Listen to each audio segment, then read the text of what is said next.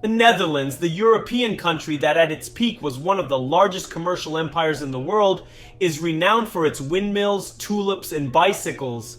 Moreover, since the 17th century, its major cities like Amsterdam and Rotterdam have remained significant commercial hubs, primarily due to the port of Rotterdam, which is the largest port in Europe and through which up to 40% of all goods imported into the continent pass.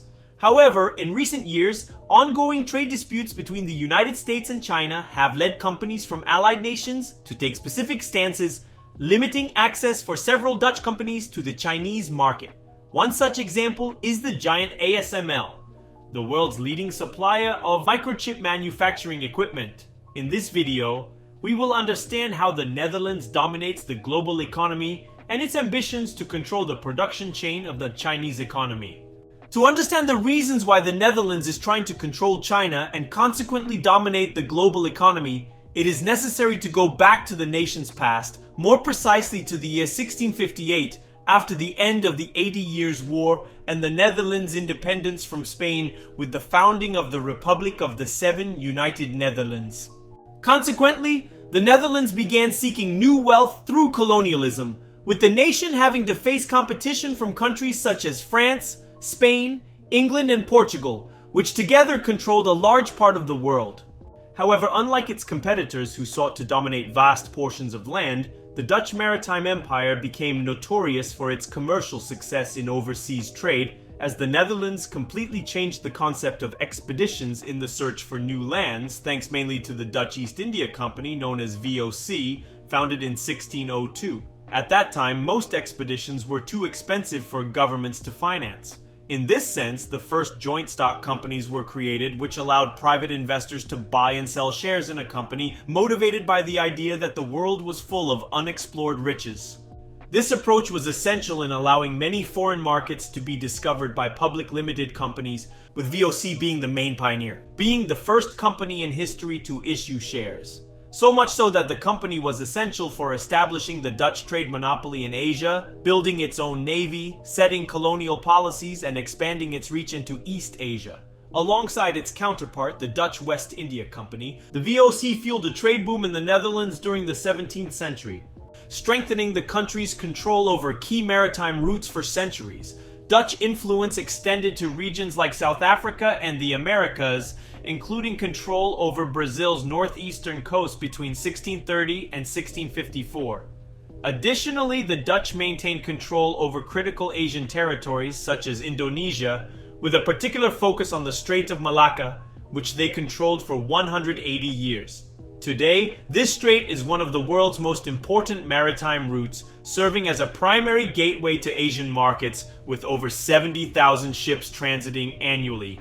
To sustain the constant flow of goods aboard Dutch ships for 300 years, the Netherlands required strong port infrastructure. At one point, the nation owned 10 times more merchant ships than England during the 16th and 17th centuries. These factors played a decisive role in making the Netherlands the leading trade hub in Europe and leading to the development of a large shipping industry in the Netherlands to this day.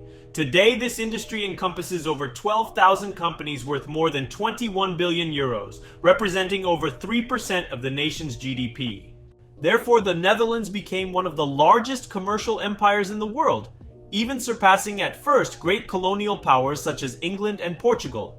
However, in the 18th century, the Dutch Empire went into decline, mainly due to several revolts in the colonies and the rise of England as a maritime power, in addition to the end of imperialism in the first half of the 20th century, put a definitive end to the Dutch Empire.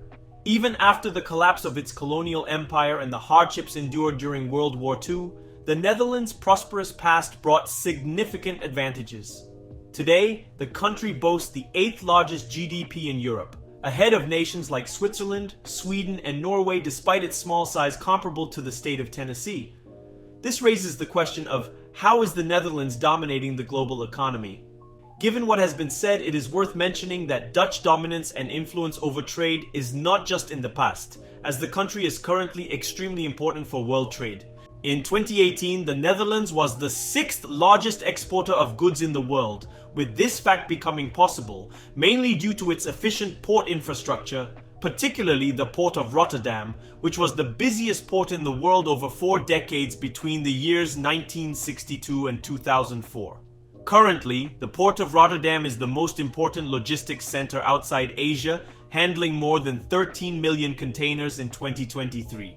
Furthermore, Dutch geography is essential for the country's economic prosperity, as the country's strategic position along the North Sea and near the English Channel is pivotal, as up to 25% of trade between European nations and the United Kingdom passes through this region.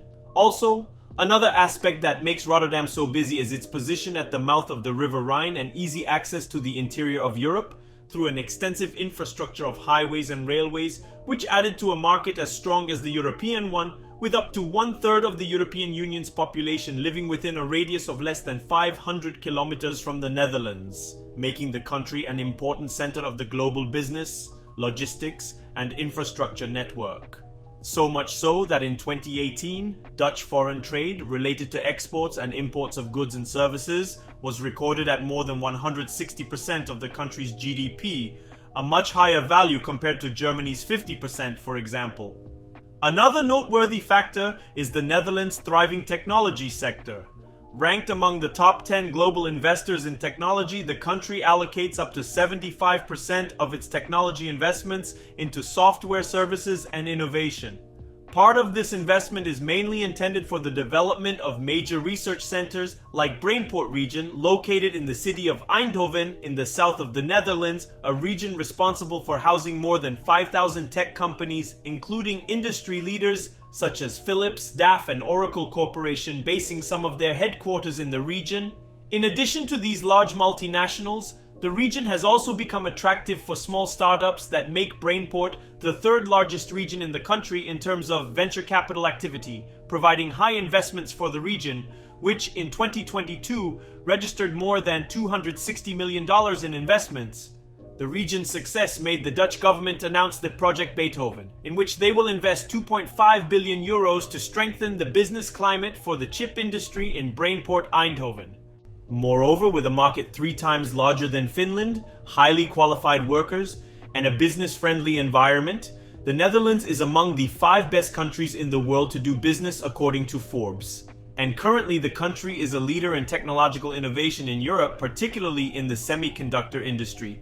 The Netherlands is the world's largest supplier of lithography equipment for chip production, which is essential for technology, automotive manufacturing, and military equipment. ASML Holding NV, the global leader in chip manufacturing technology, plays a key role in this dominance. In 2024, the semiconductor market in Europe generated over $52 billion, with ASML contributing over $28 billion in revenue, reflecting the growing relevance of the semiconductor industry in the Dutch economy, increasing from 5% in 2017 to 24% in 2022.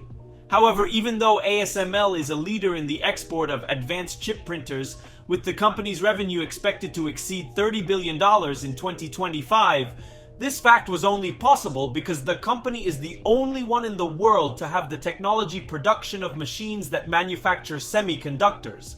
And currently, the company is gaining more and more customers around the world, such as Apple, Intel, and Samsung. Besides, China has been one of the main destinations for ASML's equipment, with Chinese companies representing up to 49% of the company's total sales in the first quarter of 2024. Yet, over the past 2 years, the company has been involved in a semiconductor war between the United States and China, which the Dutch government imposed export controls after the pressure from the United States to block the sale of state-of-the-art chip printing machines to China, out of fear that the Chinese could use Dutch technology to the manufacture of military systems or weapons of mass destruction. As a result, China is being left out of the Western semiconductor market, which generated more than $626 billion worldwide in 2024.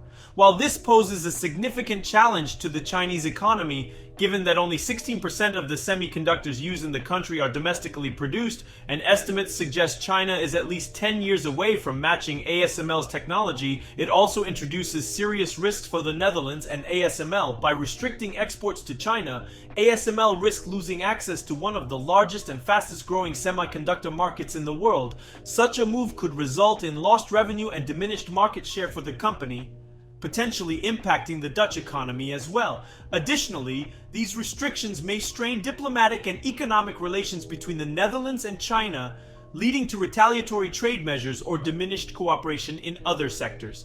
This creates a delicate balance for the Netherlands, as aligning with US export controls against China could secure Western partnerships, but also risks alienating a significant global player like China. The Netherlands' efforts to remain globally relevant are evident. Having built one of the largest commercial empires during the 17th century, the country has laid the groundwork to maintain its global significance in the 21st century. By controlling the semiconductor industry, which is critical for the functioning of the global economy, the Netherlands will continue to dominate world trade and remain a focal point for technology companies worldwide. Thank you so much for watching this video. If you can, drop a comment below with the next topic you'd like to see on the channel. Don't forget to like the video, subscribe, and share it with your friends.